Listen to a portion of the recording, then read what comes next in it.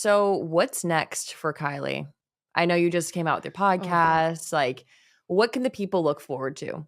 it sounds so silly, but continued honesty, that's really it. That's all I can guarantee. I don't know how long I will do the podcast.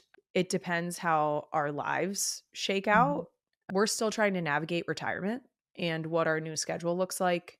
My husband has a lot of things on his plate right now. It's just, I never try to look too far into the future because I think that it sets expectations that you could potentially not meet or be disappointed because you fall short. Right. Ultimately, I hope that the podcast settles into the demographic that it was meant for. All the headlines and nonsense that are happening right now, I'm so happy that it's been doing well, but at the same time, I want it to hit the demographic it's supposed to hit. I Yeah. want it to speak to I want the women who need to hear about you getting your pink back to be able to hear about you getting your pink back. I want those messages to get to the right ears, and I truly believe that those are the conversations that we as moms, we as women need to have more openly, because the conversations that we're not having are things that we're all experiencing: postpartum depression, baby blues, Mm. mom guilt, feeling like inadequacies as a woman. Like, all of these things are things that we all experience that nobody talks about because we're like, that I should have shame because of that. Yeah.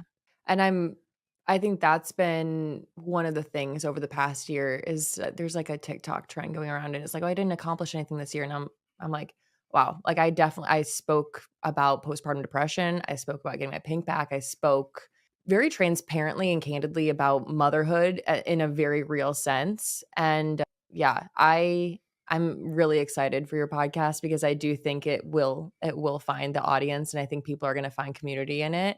And you're fucking badass. Like, I look up to you in Well, many ways. I will say the whole reason that we connected and you were very high on my list of like, I want to talk to Allie.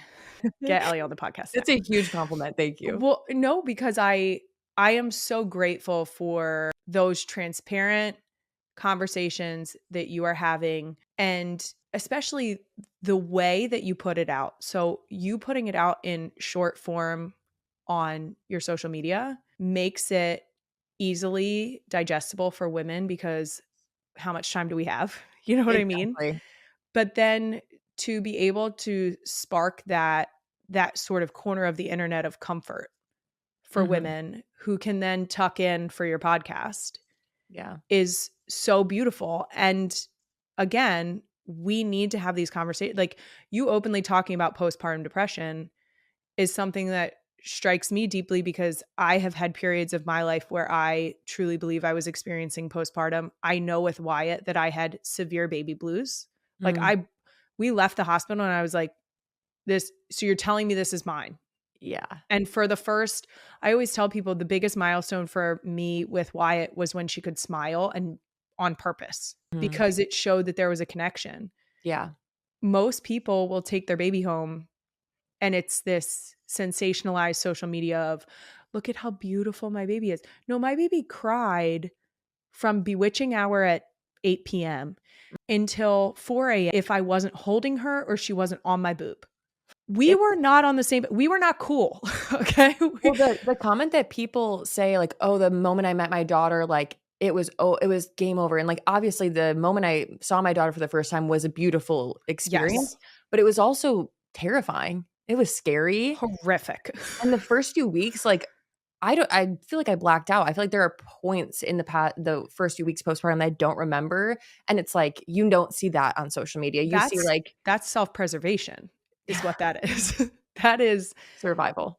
it is. And Yeah. but those are the things where, like, I absolutely love that you are having those conversations, that you are being so clear and transparent, and that you're not just trying to be the aesthetic like I mom on couldn't so if I fucking tried. dude, you and me both. I showed Kylie a picture of my closet before we started filming, so she And it looks like mine. I think that, like, I think that if we had these conversations more often, we would all, as moms and women, not feel this immense sense of guilt that we've all put on Mhm. ourselves Absolutely. and that society has put on us. And so I am so grateful that you are having this conversation. I'm so grateful in the ways that you are pushing out the information and so welcoming to other people to hear your experience and to so that they can validate their own. So thank you for doing that and thank you for having me on. I really Yeah. appreciate it. Thank you so much for coming on, and I'm excited to hear more from your podcast. So everybody head over to all of Kylie's socials. Where can they find you? It's at NGL with Kylie on pretty much every platform. Not gonna lie, love the name. Thank you. Thank you for coming on, and I'm sure Super Bowl is right around the corner, so we'll see each other soon. I can't wait.